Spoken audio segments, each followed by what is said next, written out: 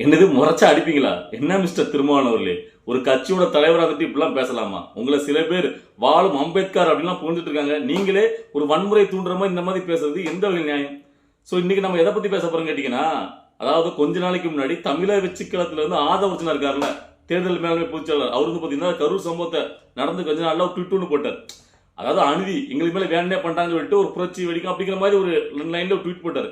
அந்த ட்வீட்டை போட்டுட்டு உடனே அதை டெலிட்டும் பண்ணிட்டார். ஆனா அதுக்கே அவர் மேல பாத்தீங்கன்னா வன்முறை தூண்டுற மாதிரி இந்த வகையில பேச சொல்லி ஒரு வழக்கெல்லாம் பதிவு பண்ணாங்க. அது மிகப்பெரிய ஒரு சர்ச்சையாச்சு. எல்லாருமே அது கண்டனம் தெரிவிச்சாங்க.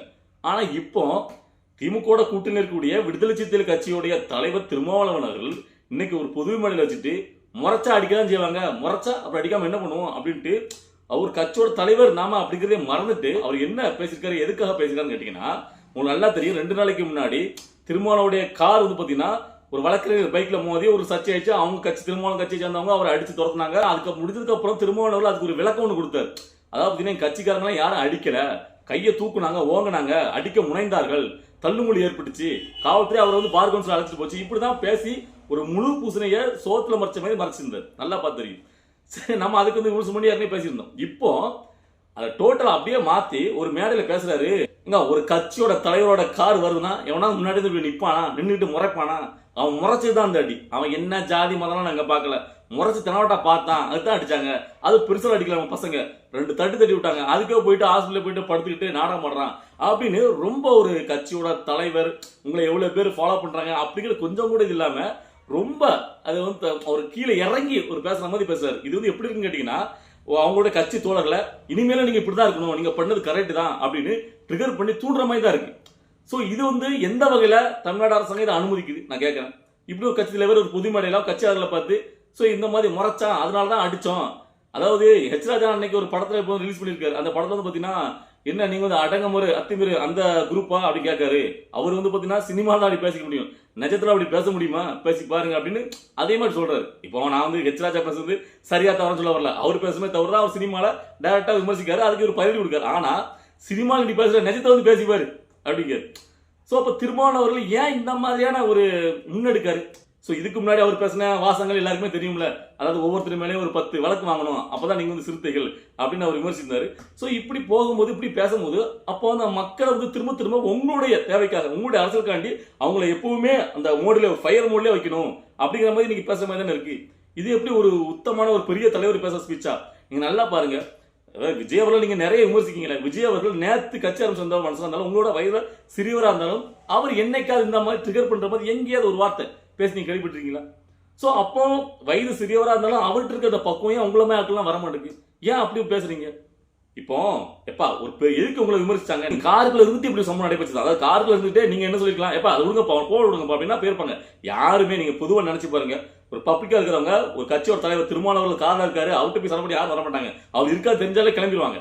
சோ யாரோ இது ஒரு பெரிய தலைவர் யாரு தான் சரிதான். சோ அவரும் அப்படிதான் போகக்கூடாது. ஆனா வம்படியா பிடிச்சி அடிச்சு சோ அதுதான் பாத்தீங்கன்னா உங்க மேல வருது. நீங்க அதுக்கப்புறம் கூட நீங்க பேசும்போது அந்த இடத்துல எந்த இடத்துலயும் பாத்தீங்கன்னா ஒரு வருத்தம் தெரிவிச்சு ஆமா தெரியாம நடந்துட்டு சோ தெரியாம நடந்துட்டு இல்லைன்னா கூட அந்த ஆத்திரத்துல தான் பண்ணிட்டாங்கப்பா. சோ இதை வந்து அவர் வந்து பெருசு இப்படி ஏதாவது சொல்லிக்கலாம். எதுவுமே சொல்லாம இப்ப கூட முறைச்சாதான் நாங்க அடிச்சோம் அப்படின்னு நீங்க பேசுறது எந்த வகையில் நியாயம்? சோ இதை வந்து பார்க்கும்போது நம்மளுக்கு அவ்வளோ ஆச்சரியமா இவர் வந்துட்டு மிகப்பெரிய ஒரு தலைவரையா எல்லாருமே பார்த்தீங்கன்னா சித்தரிக்கிறாங்க. இவர் வந்து பார்த்தீங்கன்னா அவ்வளோக்குள்ள அடக்குமுறையில் எதிர்த்து மிகப்பெரிய அளவில் இன்னைக்கு வளர்ந்துருக்காரு. ஸோ இவர் வந்து ஒரு முன்னோக்கு பாதையில் ஒரு சமூகத்தை கொண்டு போறாரு அப்படின்னு நிறைய பேர் பேசிட்டு இருக்கீங்க. ஆனால் எனக்கு பார்க்கும்போது அப்போ அந்த சமுதாய மக்களை அவர் ட்ரிகர் பண்ணி இன்னும் அவருக்காக அவங்களை இயக்கி அந்த ஒரு ஃபயர் முள்ளே வச்சுட்டு இருக்க மாதிரி நம்மளுக்கு தோணுது. உண்மையா இல்லையா? சோ இதே இது அதாவது விஜய் அவர்கள் இப்ப மத்த யாராவது ஒருத்தங்க இந்த மாதிரி பேசியிருந்தா இவங்கலாம் என்ன மாதிரி விமர்சிப்பாங்க. இது எவ்வளவு பெரிய இஷ்யூ ஆக்குவாங்க. கொஞ்சம் கூட அறிவிலே இப்படிதான் வன்முறை தூண்டுவீங்க அப்படின்னு. ஆனா இன்னைக்கு திருமாவளவன் இப்படி பேசுறாரு. ஆனா நிறைய பேர் இதை பத்தி விமர்சிக்க மாட்டாங்க. அதான் உண்மை. சோ இங்க உள்ள அதாவது அரசியலமைப்பு சரி சட்டங்களும் சரி ஒருத்தங்களுக்கு ஒரு மாதிரி இன்னொருத்தருக்கு ஒரு மாதிரி. அதாவது ஆதவர்ஜனா ட்விட்டு போட்டாலே தவறு, அதுக்கு வழக்கு பதிவு பண்ணுங்க. ஆனா இன்னைக்கு திருமாவளவன் மேடையில வச்சுக்கிட்டு முறைச்சா அடிக்கதான் செய்வோம். ஒரு கட்சியில் இப்படி முறைப்பியா நீ எங்க அப்ப நிப்பான் நடப்பான் எதுவுமே பண்ணக்கூடாதா? உங்க கார் வந்து எல்லாருமே வெளிவிட்டு அப்படியே ஓரமா நிக்கணுமா? நான் திரும்ப கேட்கிறேன். இப்ப இதே இது வேற ஒரு கட்சியோட தலைவர் ஒருத்தர் வண்டி கார் வருது. அப்போ உங்க கட்சியை சேர்ந்தவங்க இதே மாதிரி வண்டியில போகும்போது நின்று முறைச்சாங்க சொல்லி அவங்க அடிச்சாங்கன்னா அதை போய் எடுத்துப்பீங்க.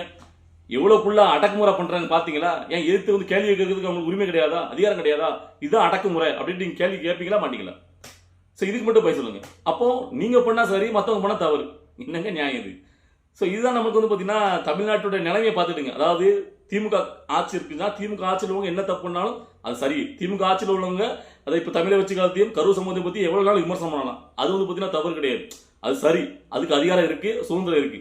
ஆனால் விஜய் தரப்பில் உள்ளவங்க யாருமே பேசிடக்கூடாது, அவங்க உடனே கைது நடவடிக்கை பண்ணணும். அதே மாதிரி தான் அவங்க கூட்டணி கட்சியில் உள்ளவங்க என்ன வேணா பண்ணலாம், யாரை வேணா என்ன வேணா பண்ணலாம்.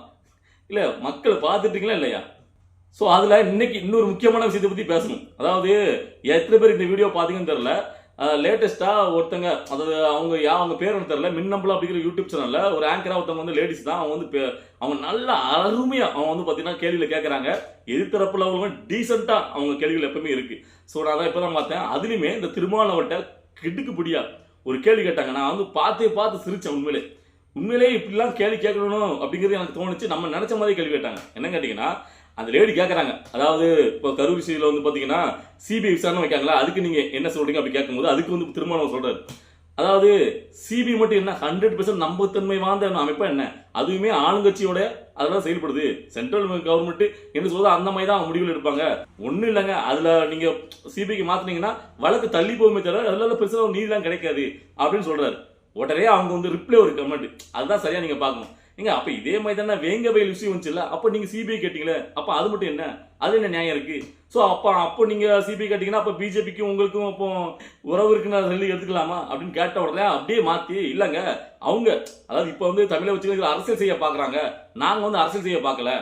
எப்படி திருமாவளவன் சிபிஐக்கு மாற்றணும்னு சொன்னா வேங்க வெளி விஷயம் அது வந்து பார்த்தீங்கன்னா அரசியல்காரங்க கிடையாது, மக்களுக்காண்டி. ஏன்னா மக்கள் மேலேயே மாறி காவல்துறை பார்த்தீங்கன்னா அவங்க மேலேயே வழக்கு பதிவு பண்ற மாதிரி போதும். அதனால அந்த மக்கள் சொல்றாங்களாம், எங்க மேலே வருது, காவல்துறை மேலே எங்களுக்கு நம்பகத்தன்மை இல்லை அப்படி சொல்லும் போது மக்கள் பக்கம் நின்று சிபிஐக்கு மாற்ற மாட்டாராம். அதே இது விஜய் அவர்கள் அவங்க கட்சியில் உள்ளவங்களே மேலும் மேலும் வழக்கு பதிவு பண்ணி பேச முடியாம எல்லாமே பண்ணும்போது அவருக்கு பொறுத்துக்க முடியாம தீர்ப்பு தப்பா வரும், நம்பகத்தன்மை இல்லாம மக்களுக்காக அவர் சிபிஐ மாத்திரம் சொன்னா அப்ப அது வந்து அரசியலுக்காகவா? என்ன திருமாவளவன் உண்மையிலேயே அந்த லேடிஸ் அவங்களுக்கு வந்து பார்த்தீங்கன்னா ஒரு ஹேட்ஸ் ஆஃப் சொல்லணும். உண்மையிலேயே தரமா வந்து கேள்வி கேட்டாங்க. டீசன்ட் அட்டாக்னா செமையான ஒரு அட்டாக். அதாவது வெயிட் பண்ணி அடிக்கிறதுல கோல்டு மெடல் வாங்கின மாதிரி அவங்க தெரிவிக்க விட்டாங்க. அவங்களுடைய 2-3 ஸ்பீச் இது இருக்கிற வீடியோலாம் பார்த்துருக்கேன். உண்மையிலே செமையா பண்றாங்க, உண்மையிலே பாராட்டுகள். இந்த மாதிரி நேர்மையாக கேட்குறவங்களும் இருக்கணும். மற்றவங்க பார்த்தா மாதேசன் ஒரு முட்டு மாதேசன் உண்டு, நீங்கள் பார்த்துருப்பீங்க. முட்டுத்தனமாக கேள்வி கேட்டு அடி வாங்குறதே அவன் பிழப்பு, அவனும் ஊடகத்தில் இருக்கான். ஸோ அதெல்லாம் பார்த்தீங்கன்னா சிரிப்பு தான் வரும். ஸோ அதனால இப்படி எல்லா இடமுமே திருமாவளவன் அவராக வந்து பார்த்தீங்கன்னா வெளியே வந்து தன்னுடைய முகத்தை உண்மையான முகத்தை இப்போ காட்டிகிட்டே இருக்காரு. இதை வந்து பார்த்தீங்கன்னா முழுக்க அவருடைய இமேஜ் நாளுக்கு ஒரு மேனியாக தேஞ்சிக்கிட்டே போகுது. ஸோ இனிமேல் அவருக்கு இறங்கும் போது தான், அதாவது நீங்கள் வந்து நல்லவனாக இருக்கக்கூடிய ஒரு விஜயை நீங்கள் வன்மத்தில் நீங்கள் அவரை ஒழிக்கணும்னு நினைக்கும் போது உங்களுடைய சுயரூபம்லாம் மக்கள் பார்த்துட்டே இருக்காங்க. இப்போ நிறைய பேருடைய சுயரூபம் கிழிஞ்சு தொங்க விடுது. இதான் உண்மை. சீமான் வந்து பார்த்தீங்கன்னா காலில் விழுந்துட்டு வந்தார்ல, விஜயலட்சுமி காலில் வந்து மன்னிப்பு கேட்டு அந்த பிரச்சனை முடிச்சாரா? அவர் இப்போ 2 நாளாக வாய் திறக்காம இருக்காரா? திருமாவளவன் கார் யூஸ்ல இருந்து இப்போ அவராலேயே பார்த்தீங்கன்னா அவருடைய தோழர்கள் அவர் பின்னாடி இருந்தாங்களா அவருடைய உண்மையான முகத்தை புரிஞ்சுக்கிட்டு தமிழை வச்சுக்கிற மக்கள் உண்மை இருக்குன்னு தெரிஞ்சுட்டு அவங்க பக்கம் வர ஆரம்பிச்சிட்டாங்க. ஸோ இப்போ அடுத்தாப்புல செந்தில் பாலாஜிக்கு அமைச்சராக முடியாதுங்கிற மாதிரி தான் போயிட்டு இருக்கு, சரியா? ஸோ இப்படி ஒவ்வொருத்தரும், அதாவது தளபதி விஜய் அவர்கள் நீங்க எதிர்த்த ஒவ்வொருத்தருக்குமே பார்த்தீங்கன்னா மேல இருக்கிறவன் கரெக்டா கொடுத்துட்டு இருக்கான்.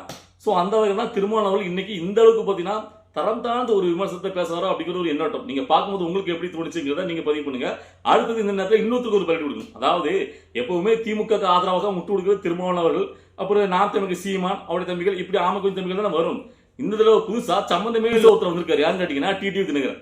இந்த ஆளுக்கு என்ன வச்சு தெரியல, திமுக ஒரே முடியா தூக்கி பிடிச்சி எதுக்கு இந்த பழக்கம் கேட்கிறேன். ஏன் இவர் பண்றாரு நல்லா புரியுது. அதாவது விஜய் எதுக்கு நோக்கத்தில் பண்ணல, அதாவது எடப்பாடி பழனிசாமி எதிர்க்கணுமா, எடப்பாடி பழனிசாமி எதிர்க்கணும்னா எடப்பாடி பழனிசாமி ஆதரிக்கிற எடப்பாடி பழனிசாமி பண்ணக்கூடிய எல்லாமே தப்பு அப்படிங்கிற மாதிரி ஒரு வார்த்தை முன் வச்சு, அப்ப எடப்பாடி பழனிசாமி வந்து பார்த்தீங்கன்னா எதை வந்து எதிர்க்கிறாரோ அதை ஆதரிக்கணும். ஸோ அப்ப திமுகவை தூக்கி ஆதரிப்போம். எல்லா விஷயத்திலையும் நீங்க பாருங்க. அதுல ஒரு முக்கியமான பாயிண்ட் இதை பத்தி நான் அன்னைக்கே பேச நினைச்சேன். அதாவது கரூர் விஷயத்துல ஸ்டாலின் அவர் பார்த்தீங்கன்னா ஒரு பரந்த மனப்பான்மையோட, அதாவது பார்த்தீங்கன்னா ஒரு அரசியல் அந்த ரொம்ப வருஷமா அந்த அரசியல் இருக்காங்கல்ல அந்த அனுபவத்துல தான் அவர் வந்து விஜய் கைது பண்ணாம இருக்காரு. ஸோ அது வந்து ஒரு நல்ல முன்னெடுப்பு அப்படின்னு இவர் வந்து பேசியிருந்தார். நான் கேட்கிறேன், விஜய் ஏன் ஸ்டாலின் கைது பண்ணாம இருக்கிறது ஊர் உலகத்தில் உள்ள எல்லாருக்குமே தெரியும். ஏன்னா விஜய் கைது பண்ணி நம்ம பெரிய ஆக்கிட கூடாது, விஜய பெரிய நேஷனல் ஆக்கிட கூடாது. அவருக்கு மாஸ் ஏற்கனவே இந்த விஷயத்துல திமுகவுக்கு தான் பேக் ஃபயர் ஆயிருக்கு. விஜய்க்கு வந்து பார்த்தீங்கன்னா இன்னுமே மக்கள் செல்வாக்கு கூட்டிட்டு தான் இருக்கு, அனுதாபம் கூட்டிட்டு தான் இருக்கு. ஸோ அந்த சமயத்தில் விஜய் கைது பண்ணிடக்கூடாதுங்கிற ஸ்டாலின் கைது பண்ணாம இருக்கு. ஆனா அது கூட தெரியாம இல்ல தெரிஞ்சும் வேணுமுனே அதில் தூக்கி சரியான ஒரு முட்டு. அதுக்கப்புறம் இப்போ வந்து பாத்தீங்கன்னா சிபிஐக்கு மாத்தாம இருக்காங்கல்ல தமிழ்நாடு அரசு, ஸோ அதை எதிர்த்து மேல்முறையீடு பண்றாங்கல்ல, அதுக்கு சொல்லியிருக்காரு அதாவது காவல்துறையினுடைய அந்த உரிமைகள் அடிப்படை இதெல்லாம் போகுது பறிபோகுதுல, அதுக்காக தான் தமிழ்நாடு அரசு சிபிஐக்கு மாற்ற வேண்டாம்னு சொல்லியிருப்பாங்க அப்படின்னு. ஸோ அவர் எல்லாமே கரெக்டாக தான் பண்ணிட்டு இருக்காரு அப்படிங்கிற மாதிரி ஒரு முரட்டு அடி அடிக்காரு. ஏன் இந்த பழம் நான் கேட்குறேன். உங்களுடைய கட்சி அம்மா மக்கள் முன்னேற்ற கட்சி ஆரம்பிச்சு வந்துட்டு நீங்க திமுகவுக்கு இந்த முரட்டு முட்டா கொடுக்குறீங்களே, அதாவது எல்லாருமே ஒட்டுமொத்தமாக உங்களுடைய வன்மத்தையே கக்குறீங்க. உண்மையான அரசியல் பண்ண யாருமே வரல. டிடி தினகரன் இப்ப எடப்பாடியை எதிர்க்கணுமா? எடப்பாடியை எதிர்க்கிறதுக்காண்டி அவர் எப்ப எடப்பாடி என்ன பண்ணாலும் எதிர்க்கணும். அப்ப அவர் எதிர்க்கிறது யாரையும் அவங்கள ஆதரிக்கணும். இது என்ன மாதிரி நிலைப்பாடு? திமுக என்ன மாதிரி பண்ணிட்டு இருக்கு? இப்போ விடுதலை கட்சியில எவ்வளவு விஷயம் நடந்திருக்கு, இதுக்கெல்லாம் பாத்தீங்கன்னா ஒரு கருத்து தெரிவிக்கல. ஆனா விஜய் வந்து பாத்தீங்கன்னா எதுக்கிற திமுகவுக்கு முரட்டு முட்டா கொடுத்து ஆதரவு. இதெல்லாம் பார்க்கும்போது எங்க இருந்தா ஏன் வராங்க இந்த மாதிரி மொட்டு முட்டு கொடுக்குன்னு தெரியல. நாம இது வரைக்கும் டிடி தினகரன் இது வரைக்கும் விமர்சித்தே கிடையாது. ஆனா இன்னைக்கு முதல் முறை விமர்சிக்கேன். இல்ல எனக்கு பார்க்கும்போது நமக்கு யாரா இருந்தா நம்மளுக்கு விமர்சிக்கணும், தப்புன்னு தெரிஞ்சா நம்ம விமர்சிப்போம். அதான் சோ இந்த டிடி தினகரன் இப்படிதான் முரட்டு திமுகவோட அடிமையா மாறிட்டு இருக்காரு. ஏன் தெரியல. ஏன்னா பிஜேபி இப்ப என்டிஏ கூட்டணி வெளியே வந்துட்டாரா. சோ இப்போ வந்து பாத்தீங்கன்னா அந்த எடப்பாடி பழனிசாமி அவங்க எந்த காலத்திலயும் மாத்தவே மாட்டாங்க. பிஜேபி வந்து பாத்தீங்கன்னா இபிஎஸ் மீதானே இருக்கு. இவரு என்ன சொல்றாரு, இபிஎஸ் தலைமையில இருந்தா நாங்க அந்த கூட்டணியில போக மாட்டோம் அப்படி சொல்றாரு. அப்ப அது முதல்ல சொல்லிருக்கணும். ஆரம்பத்துல இருந்து இபிஎஸ் தானே இருக்காரு. இன்னும் வேற யாருமா அவங்க சொல்லிட்டு வந்தாங்க. முதலமைச்சர் வேட்பாளர் இபிஎஸ்ங்கிறது ஆரம்பத்துல இருந்து இருக்கு. ஆரம்பத்துல இருந்தாரா, அதுக்கப்புறம் இல்லையா. என்ன கேட்டீங்கன்னா ஒரு ஓபிஎஸ் சேர்க்கணும்னு விரட்டி அடிச்சிட்டார்ல. ஓபிஎஸ்க்கு மொட்டை முட்டா கொடுத்துட்டு ஓபிஎஸ் வெளியே போக சொல்றதுனால நானும் வெளியே போறேன் அப்படின்ட்டு போறாரு. நீங்க எல்லாரும் ஒற்றுமையா இருந்திருந்தீங்கன்னா, ஆரம்பத்திலேயே இருந்து இவ்வளவுக்குள்ள ஒற்றுமையா இருந்தீங்கன்னா இப்ப இந்த பிரச்சனையே வந்திருக்காத. சசிகலா அவர்கள் ஒற்றுமையா இருந்திருந்தீங்க அப்படின்னா சசிகலா அவர்கள் இவரே வச்சிருக்க மாட்டாங்களே, எடப்பாடியை வச்சுட்டு போயிருக்க மாட்டாங்களே. உங்களை யாராவது தான் முதல் வேட்பாளர் அறிவிச்சு போயிருப்பாங்க. சோ அப்போ ஆரம்பத்துல உங்களுக்குள்ள ஒற்றுமை இல்லை. இன்னைக்கு வந்து இவ்வளவுக்குள்ள நீங்க ஓபிஎஸ் காண்டி குரல் கொடுக்குற டிடி தினகர நீங்க அன்னைக்குல ஒற்றுமையா இருந்திருக்கணும். ரெண்டு பேரும் இன்னைக்கு பயங்கரமான ஒரு வரசு, பயங்கரமான பாசம் என்னதான் சொல்ல. சோ இப்போ நம்ம இந்த திருமாவளவர்களையும் இந்த டிடி தினகரன் பத்தி பேச போறோம் கேட்டீங்கன்னா, திமுகவுக்கு முரட்டு முட்டை அடிக்கிறதுல ஆல்ரெடி பிஹெச்டி முடிச்சிட்டு இருக்காரு திருமாவளவர்கள். அதுல இடையில சண்டைக்கு வந்தாரு சீமான். இப்ப இதுல வந்து டிடி தினகரன் சேர்ந்திருக்காரு. ஏன் எதுக்குன்னு கேட்கிறேன். அதாவது நீங்க எல்லாரும் நினைச்சிட்டு இருக்கீங்க உங்களுக்குலாம் அரசியல் அனுபவம் அதிகமா இருக்கு, அரசியல் நாங்க எவ்வளவு காலம் இருக்கும், நேத்து வந்து ஒரு விஜய் அவருக்கு அட்வைஸ் பண்ற மாதிரியே பேசுறீங்க. ஆனா உங்களுக்கு தான் எல்லாருமே பாத்தீங்கன்னா கிளாஸ் எடுக்கணும். ஒரு அரசியல் எப்படி பண்ணி உங்களுக்கு தெரிய மாட்டேங்க. அதாவது தெரிஞ்சுதான் நீங்க தெரிய மாட்டேங்க சொல்ற தவறு. நீங்க எல்லாம் தெரிஞ்சுட்டு உங்களுடைய வன்மத்தை கேட்கறதுக்காகவும் உங்களுடைய சுயலாபத்தான் ஒரு அரசியல் நடத்திட்டு இருக்கீங்க. பொதுவான மக்களுக்கான அரசியல் யாருமே பண்றது கிடையாது. அதை பண்றதுக்கு ஒரே மனுஷன் விஜய் மட்டும் தான். அதாவது விஜய் மேல வந்து பாத்தீங்கன்னா அவர் நடிகருங்கிறத தாண்டி அவருக்கு அரசியல் அனுபவம் இல்லை, இதான் நீங்க சொல்லிட்டே இருப்பீங்க. ஆனா அவர் உண்மையில மக்கள் நேசிக்காரு, மக்களோட நெருக்கமா இருக்காரு மனசளவுல. ஸோ இந்த மக்களுக்கு ஏதாவது ஒன்று பண்ணணும்னு நினைக்காரு. மற்ற எல்லாருக்கும் பார்த்தீங்கன்னா நீங்கள் வேற உங்களுக்காண்டி, ஏன்னா உங்களுக்குள்ள 1008 ஓட்ட பிரச்சனை இருக்குல்ல, அதை தீர்க்கிறது தான் அந்த கட்சியெல்லாம் வச்சுக்கிட்டு செம்படிச்சுக்கிட்டு ஒரு பெரிய கட்சிக்கு அவர் அப்படி நினச்சி வரல. ஏன்னா அவர் எல்லாத்தையுமே அங்கே பார்த்தாரு. அவர் வந்து பணத்தையும் சரி புகழையும் சரி பெரிய லெவலில் எல்லாத்தையும் சினிமா துறையிலேயே பார்த்துட்டாரு. ஸோ அதுக்கு ஒரு புதுசாக ஒரு புகழோ புதுசாக ஒரு பணம் சம்பாதிக்க அவர் வரல. அவர் இந்த அரசுக்குள்ள அந்த முதல்வர் நாட்களுக்கு வந்து ஏதாவது ஒரு மக்களுக்கு நம்ம ஒரு மாற்றத்தை கொடுக்கணும் அப்படின்ட்டு ஏதாவது உண்மையாக வராது. ஆனால் அவர் தான் உட்காந்து 1008 விமர்சனம் பண்ணுறீங்க. அவர் கட்சி எப்படியாவது வாட்ச் பண்ணிட்டு கங்கன் கட்டிட்டு வேலை செய்றீங்க.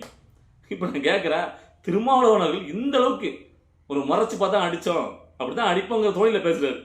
சோ இது எப்படி ஏற்றுக்கொள்ளப்படுற இதுதான். அதாவது ஒரு ட்விட்டு போட்டாலே கைது பண்ணக்கூடிய இந்த அரசாங்கம் ஒரு பொது வழியில ஒரு கட்சியோட தலைவர் சாதனைப்பட்டவர் கிடையாது, மூஞ்சாந்திர நான்காந்திர பேச்சாளர் கிடையாது. அப்படி பேசினா நம்ம அதை பெருசாக எடுக்க போறது கிடையாது, உதாசீனப்படுத்தி போயிருவோம். ஆனா ஒரு கட்சியோட தலைவர், சோ அவரை நீங்க எவ்வளவுக்குள்ள கொண்டாடி இருக்கீங்க. ஒரு பெரிய தலைவர், அவர் அடுத்த மக்களுக்கு வாக்கு அனுப்பினா அப்படி இப்படி போட்டு அந்த தலைவர் ஒரு பொதுமடையில உட்காந்துக்கிட்டு வரைச்சு பார்த்தா அடிச்சேங்க 2 தட்டு தட்டணும் அப்படின்னு கெத்தா பேசுறாருன்னா நாளைக்கு அவங்க கட்சியில உள்ளவங்க இதை பண்ணுவாங்களா மாட்டாங்களா? இது பெரிதல் அவ்வளவு ஊக்கப்படுத்த மாதிரி தானே இருக்கு. ஸோ அதை அப்படி பேசலாமா? இதை கண்டிச்சு எத்தனை பேர் பேசுறாங்கன்னு பார்ப்போம். ஸோ இதை பார்க்கும்போது உங்களுக்குலாம் என்ன தோணுது? இந்த வீடியோ பார்க்கும்போது நான் பேசுறது கரெக்டா இல்லையாங்கிறத உங்களுடைய கருத்துக்களை கமெண்ட்ல பதிவு பண்ணுங்க. நம்ம அடுத்த வீடியோல பார்க்கலாம். பை.